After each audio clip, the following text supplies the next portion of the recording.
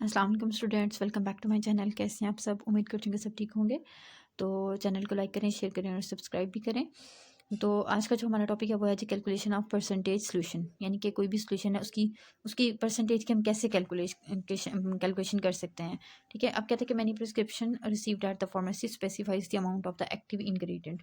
कहते हैं कि फार्मेसी पे जब बहुत सारी प्रिस्क्रिप्शन आती हैं तो उनके ऊपर जो है वो एक्टिव इंग्रेडिएंट जो है उनकी अमाउंट को स्पेसिफाई किया होता है, यानी उनकी एक्टिव इंग्रेडिएंट की जो अमाउंट है, मिकदार है, उसके मुतालिक बता दिया जाता है एज द परसेंटेज स्ट्रेंथ, उनकी परसेंटेज स्ट्रेंथ के तौर पर, rather than the measurable weight की बजाय या फिर वॉल्यूम्स की बजाय। यानी उनकी वॉल्यूम और वेट वगैरह नहीं होती, लेकिन उनकी जो स्ट्रेंथ होती है, यानी कि एक डॉक्टर ने एक मेडिसिन प्रिस्क्राइब की है, ठीक है, वो चाह रहा है कि एक जो केमिकल है वो या केमिकल कंपाउंड है या ड्रग है जो वो 2% के साथ चाहिए, ठीक है, या फिर 4% के साथ चाहिए, तो वो जो है प्रिस्क्रिप्शन के ऊपर मेंशन कर देता है। द फिजिशियन अंडरस्टैंड, जो फिजिशियन होता है, डॉक्टर होता है, वो इस चीज़ को अंडरस्टैंड करता है that achieving the desired therapeutic effect, कि थ्योरेटिक इफेक्ट यानी कि जो मेडिसिनल इफेक्ट है, ठीक है, किसी भी बीमारी के खिलाफ जो मेडिसिन को यूज़ करके हम फायदे हासिल करते हैं उसको थ्योरेटिक इफेक्ट कहते हैं। ठीक है, जो कि हमें अपनी मतलब ज़रूरत के हिसाब से चाहिए। ठीक है, involve using each active ingredient at the particular percentage strength. तो वो जो एक्टिव इंग्रेडिएंट है या वो जो भी एक फार्मास्यूटिकल इंग्रेडिएंट है, जब तक उसको उसकी परसेंटेज स्ट्रेंथ के साथ नहीं दिया जाएगा तब तक वो एक्ट नहीं करेगा। तो फिजिशियन इस चीज़ को अंडरस्टैंड करता है और जब भी वो आपको प्रिस्क्रिप्शन देगा तो उसके ऊपर जो केमिकल कंपाउंड है या एक्टिव इंग्रेडिएंट है उनकी परसेंटेज जो है वो आपको मेंशन कर देता है, लेकिन उस वक्त वो वेट या फिर उसका वॉल्यूम वगैरह जो है वो नहीं बताता। Instead of the physician manually calculating the quantity of each ingredient for the prescription. कहता है कि जो फिजिशियन होता है कि मैनुअली मतलब हाथ से या खुद से कैलकुलेट करने की बजाय, मतलब इंग्रेडिएंट की जो क्वांटिटी है प्रिस्क्रिप्शन पे लिखने के लिए वो मतलब खुद कैलकुलेट करे, इसकी बजाय दे simply specify the desired percentage strength. तो वो क्या करता है, सिर्फ और सिर्फ अपनी जो उसको डिजायर्ड परसेंटेज चाहिए, ठीक है, पोटेंसी चाहिए, ठीक है, वो क्या करता है, वो जस्ट लिख देता है। ठीक है, फॉर ईच इंग्रेडिएंट, हर इंग्रेडिएंट के लिए, and rely on the pharmacy, और फार्मेसी के ऊपर वो रिले करता है, भरोसा करता है to compute the actual amount. ठीक है, कि जो फार्मेसी वाले हैं वो जो है एक्चुअल अमाउंट को कैलकुलेट करें, जो कि परसेंटेज पे डिपेंड करती है। यानी कि सिंपल वर्ड में कि डॉक्टर जो है वो आपको कैलकुलेट करके नहीं देता, वो चाहता है कि ये कैलकुलेशन का काम आप करें। ठीक है, तो वो परसेंटेज जो है वो जस्ट मेंशन कर देता है। अब कहता है कि torsion balance lack percentage weights and the graduate lack percentage graduation. अब टॉर्शन बैलेंस जो होता है स्टूडेंट एक ऐसा डिवाइस होता है जो कि छोटी से छोटी वेट या फोर्स को मेजर कर रहा होता है। ठीक है, कहता है कि वो परसेंटेज वेट के जो वेट है वो परसेंटेज में नहीं बताता।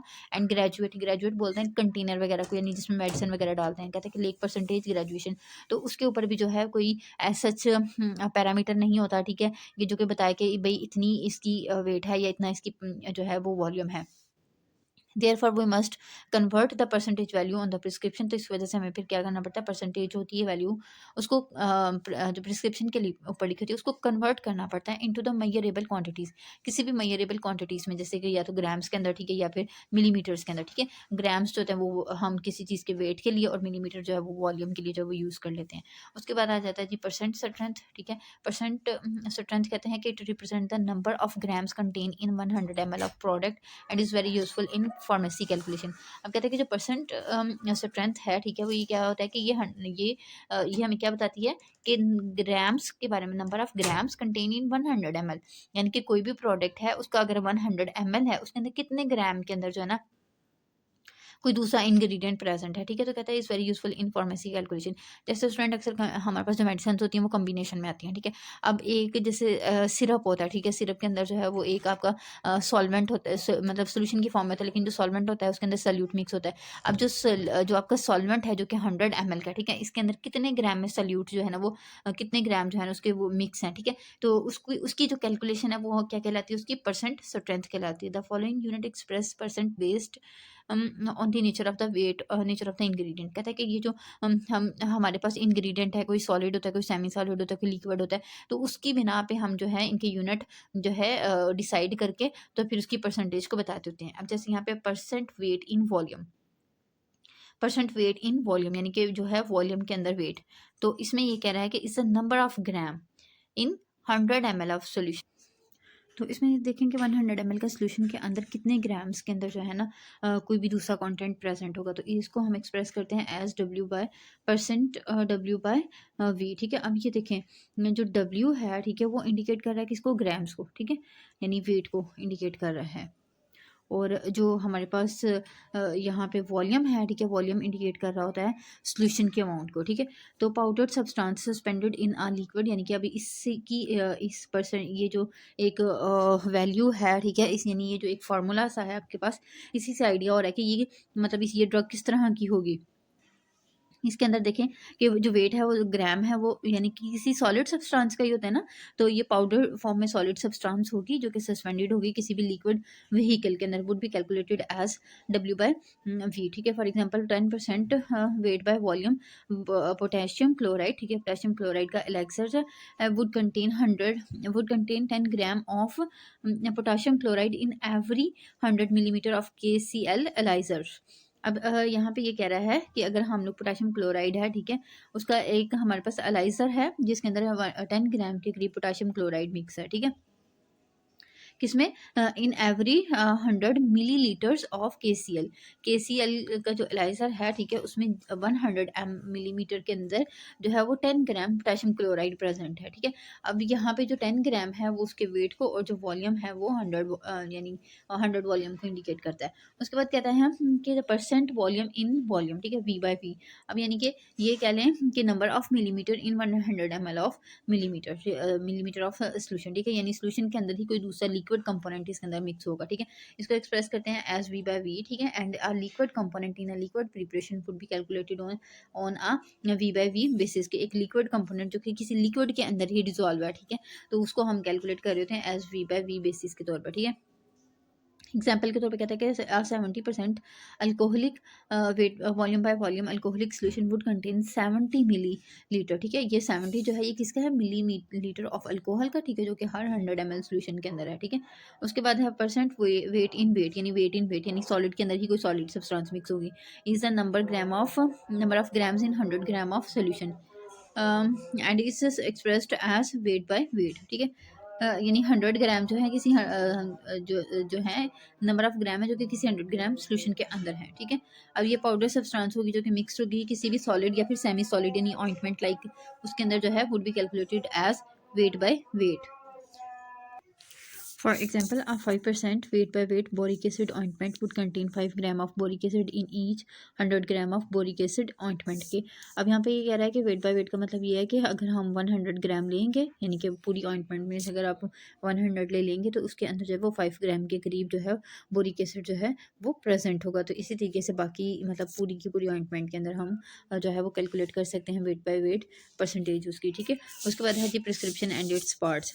अब जो सेकंड है, ठीक है, हमारे पास टॉपिक वो है प्रिस्क्रिप्शन किसे कहते हैं स्टूडेंट, हम बेसिकली एक ऐसा पेपर, एक ऐसा जो है आप कह लें कि नुस्खा जिसके ऊपर डॉक्टर जो है वो अपने पेशेंट की सारी डिटेल लिखता है। ठीक है, जिसमें वो डॉक्टर जो है पेशेंट के साइन सिम्टम, उसकी जो है जो वजह है जिसकी वजह से वो डॉक्टर के पास जाता है, उन काजिज़ को लिखता है। ठीक है, फिर उसके लिए जो स्पेशल एडवाइसेस होती हैं वो उनको मेंशन किया जाता है, कौन सी मेडिसिन किस तरह से देनी है, कितनी डोज में देनी है, ये चीज़ें मेंशन की जाती हैं। ठीक है, तो प्रिस्क्रिप्शन को आम जुबान में कह लेंगे नुस्खा। ठीक है, नुस्खा जात एंड इट्स पार्ट, और इसके फिर डिफरेंट पार्ट्स होते हैं। ठीक है, वो हम इस टॉपिक में देखेंगे। कहते हैं कि a prescription is a written order from a licensed health care provider. अब कहते हैं कि जो प्रिस्क्रिप्शन होती है ये एक रिटन ऑर्डर होता है। ठीक है, एक रिटन फॉर्म में एक तरतीब होती है मेडिसिन की from a licensed health care provider, एक जो है वो एक गवर्नमेंट की तरफ से, ठीक है, या हेल्थ मिनिस्ट्री की तरफ से अपॉइंटेड जो हेल्थ केयर प्रोवाइडर होता है या डॉक्टर होता है। ठीक है, जो कि फार्मासिस्ट के लिए ये प्रिस्क्रिप्शन राइट करता है। Instructing the dispensing of a specific medication, ठीक है, जिसमें इंस्ट्रक्शन दी जाती है कि स्पेसिफिक मेडिकेशन को किस तरीके से डिस्पेंस करना है टू अ पेशेंट, किसी भी पेशेंट को। Here are the key part of the here are the key parts of the prescription. कहते हैं कि यहाँ पे कुछ इंपॉर्टेंट पार्ट्स हैं प्रिस्क्रिप्शन के। सबसे पहले है जी प्रिस्क्राइबर इन्फॉर्मेशन, यानी कि जो प्रिस्क्रिप्शन जो है लिख रहा होता है उसके मतलब इन्फॉर्मेशन होती है, यानी डॉक्टर के मतलब जिसमें डॉक्टर का नेम आ जाता है, क्वालिफिकेशन, क्लिनिक का एड्रेस और टेलीफोन नंबर आता है। ठीक है, उसके बाद है जी पेशेंट इन्फॉर्मेशन सेकंड नंबर पे। जिसमें पेशेंट का नेम, एज, सेक्स और एड्रेस लिखा जाता है, डेट लिखी जाती है और उसके बाद सुपरस्क्रिप्शन आ जाती है, थर्ड वाला पार्ट, ठीक है, जिसके अंदर जो ट्रीटमेंट है, ठीक है, RX एक एब्रीविएशन लिखा होता है ऑफ लैटिन वर्ड, ठीक है, जब लैटिन वर्ड में था जिसका मीनिंग होता है means take thou or you take, यानी कि ऐसे ये ट्रीटमेंट जो है एक लैटिन वर्ड है जिसको आम जुबान में या इंग्लिश में इसका मतलब होता है यू टेक, यानी कि ये चीज़ें आप ले सकते हैं। इंस्क्रिप्शन आ जाती है, main body are the principal part of the prescription, कि अब जो इंस्क्रिप्शन है जो कि एक मेन मतलब पूरी प्रिस्क्रिप्शन का पार्ट होता है, ठीक है, मेन बॉडी होती है, मेन जो है एक पार्ट है, इसके अंदर कहते हैं कि it includes the name of drug, इसमें जो है ड्रग का नेम लिखना है, ठीक है, डोसेज लिखनी होती है और उसकी कंसंट्रेशन लिखनी होती है, यानी मेडिसिन का नेम क्या है, उसकी डोज कितनी लेनी है, डोसेज क्या है उसकी, और कंसंट्रेशन यानी मिकदार क्या होगी। डोसेज में मतलब ये कि किस फॉर्म में ये जानी है, लिक्विड में जानी है, सॉलिड फॉर्म में होगी, IV जानी है, IM जानी है, ठीक है, ये चीज़ें मेंशन होती हैं। उसके बाद सब्सक्रिप्शन आ जाता है, ठीक है, instruction to the pharmacist from the prescriber.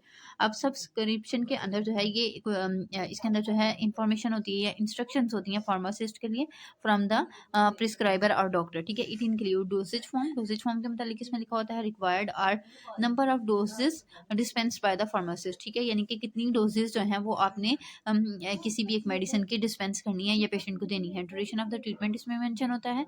इसके अलावा for example 1 tablet into TDS for 7 days. अब यहाँ पे हमें पता लग रहा है कि एक टैबलेट देनी है, TDS का मतलब ये है कि दिन में 3 दफ़ा, ठीक है, फॉर 7 डेज, और ड्यूरेशन का पता लग रहा है कि जो है 7 डेज के लिए देनी है।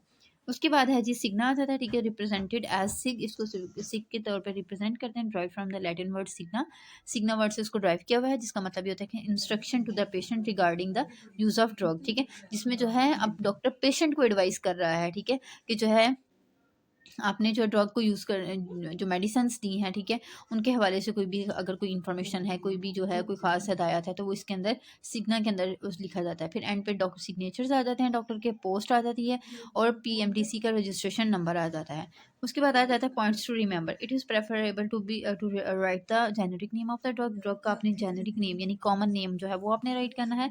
फिर मैट्रिक सिस्टम को यूज़ करना है कैलकुलेशन के लिए, और जो राइटिंग होती है वो या जो प्रिस्क्रिप्शन है should be written legibly complete concise on the composed paper, यानी कंपोज्ड पेपर का मतलब जो एक प्रिंटेड कंप्यूटराइज पेपर होता है, ठीक है, उसके ऊपर कंसाइज हो, ठीक है, कंप्लीटली हो, और लेजिबली का मतलब ये है कि वाज़िह तौर पे इसके ऊपर लिखा हो कि राइटिंग जो है वो समझ आ रही हो। There should not be any incompatibility, और कोई भी इसके अंदर इनकम्पैटिबिलिटी यानी कि जो है वो अदम मुताबिकत ना हो, ठीक है, तो यानी कि आसानी से समझ आ जाए, ड्रग के हवाले से भी, डोजेज की जो कैलकुलेशन है उसके मतलब भी, और जो राइटिंग है वो भी जो है वो बिल्कुल क्लियर होनी चाहिए ताकि किसी किस्म की कन्फ्यूजन ना हो। अब जैसे यहाँ पे एक एग्जांपल उन्होंने दी हुई है कि एक पेशेंट है जो कि है acute LVF, acute left ventricular failure या फिर पल्मोनरी एडिमा का पेशेंट है, कोई गया डॉक्टर के पास, ठीक है, ये जो सबसे पहला वाला पार्ट है जिसमें ये देखें डॉक्टर के मतलब है, इन्फॉर्मेशन है, डॉक्टर का नेम है, क्वालिफिकेशन, हॉस्पिटल का नेम, क्लिनिक एड्रेस वगैरह, कॉन्टैक्ट नंबर वगैरह, डेट वगैरह, ठीक है। उसके बाद जो सेकंड पार्ट आ जाता है उसमें जी आ जाती है पेशेंट के मतलब, ठीक है, या डाटा आ जाता है कि जो है उसका नेम क्या है, एज क्या है, ठीक है, रेजिडेंट कहाँ का है। उसके बाद यहाँ पे उसकी डायग्नोसिस खैर मेंशन कर दिया, लेकिन इधर साइन सिम्टम वगैरह भी बताने होते हैं, ठीक है, पेशेंट के। उसके बाद जो है ये हमारे पास ट्रीटमेंट आ जाता है, ठीक है, ट्रीटमेंट में जो है ये देखें सारे इंजेक्शन बताया हुआ फ्रूसमाइड, ठीक है, 40 मिलीग्राम है, डोज इसकी बताइए IV और इंटोस्टार्ट, ठीक है, यानी ये IV जो है ये आपने देना है। इस तरीके से ऑक्सीजन इनहेलेशन 6 लीटर पर मिनट, यानी एक, अब यहाँ पे ये पूरी एक जो है ना वो एक डॉक्टर के उसके लिए फार्मासिस्ट के लिए हदायत है कि जो है 1 मिनट के अंदर आपने 6 लीटर जो है वो ऑक्सीजन इनहेल करवानी है पेशेंट को, ठीक है। इंजेक्शन मॉर्फिन है, IV इसको लगाना है 10 मिलीग्राम का, ठीक है। इस तरीके से ये जो है मेन पार्ट जो है, मेन बॉडी जो है, ठीक है, इसकी में जो ट्रीटमेंट है, ठीक है, ट्रीटमेंट के अंदर सारी चीज़ें क्लियरली मेंशन होती हैं। फिर उसके बाद सिग्ना यहाँ पे है, ठीक है, लेकिन ये मैंडेटरी नहीं होता है कि डॉक्टर की ये जो है वो एक डायरेक्शन होती है, हदायत होती हैं, और फिर उसके बाद अगेन डॉक्टर का नेम, उसकी पोस्ट, वो क्या उसका मतलब पोस्ट है, वो सर्जन है, डॉक्टर है, जनरल सर्जन है, ये क्या है, ठीक है, जो भी है, तो वो यहाँ पे उसकी डेजिग्नेशन भी मेंशन करनी है और PMDC का नंबर भी मेंशन करना है। नेक्स्ट है how to read a prescription, कि आप किसी भी प्रिस्क्रिप्शन को कैसे पढ़ सकते हैं। Reading a prescription correctly is crucial to ensure that the right medication is dispensed and taken by the patient. अब कहते हैं कि जो प्रिस्क्रिप्शन की रीडिंग है वो एक इम्पॉर्टेंट स्टेप होता है। क्यों? क्योंकि इसमें आपने जो है वो राइट मेडिसिन जो होती हैं वो डिस्पेंस करनी होती हैं, पेशेंट तक पहुंचानी होती हैं। And here's a guide on how to read a prescription. कहते हैं कि यहाँ पे कुछ जो है ना हदायत दी गई हैं कि आप किसी भी प्रिस्क्रिप्शन को कैसे पढ़ सकते हैं। सबसे आ जाता है, पहले आ जाता है पेशेंट इन्फॉर्मेशन। ठीक है, जब भी आपके सामने प्रिस्क्रिप्शन आए तो उसमें आपने सबसे पहले जो पेशेंट की इन्फॉर्मेशन है उसको पढ़ना है। ठीक है, check the top of the prescription. जो प्रिस्क्रिप्शन स्लिप है उसकी टॉप पे आपने चेक करना है for the patient information, patient की इन्फॉर्मेशन को इंक्लूडिंग देयर नेम, उसका नाम, इसकी date of birth and some time the address, और उसका एड्रेस भी। ठीक है, and ensure it matches the patient.